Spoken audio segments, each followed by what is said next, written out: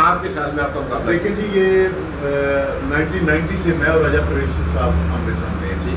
کبھی وہ جیت جاتے ہیں، کبھی میں جیت جاتا ہوں. 4-5 الیکشن میں ان سے جیتا ہوں، اور پچھلا الیکشن 2018 کا وہ آپ کو پتہ ہی ہے. تو اس الیکشن میں انہیں کامیابی حاصل ہوئی.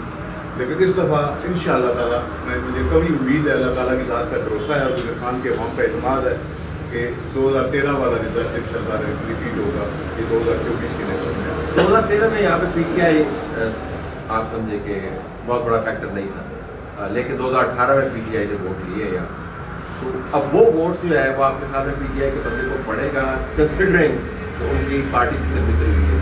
دیکھیے اس وقت ان کی لیڈرشپ بھی آگے پیچھے ہے. اس طرح کے کینڈیڈیٹ بھی پچھلی دفعہ کینڈیڈیٹ تھے ان کے جو عظیم صاحب وہ انہوں نے نامینیشن پیپر جمع نہیں کروایا. اسی طرح جو ساجد صاحب ہیں یا دوسرے ہیں تو ان کی پارٹی میں اس وقت کوئی پرماننٹ یا اس طریقے کا کوئی کینڈیڈیٹ جو ہے وہ نہیں ہے. لہٰذا میرے خیال میں شاید جو مقابلہ ہے وہ ہمارا اور پیپلز پارٹی کا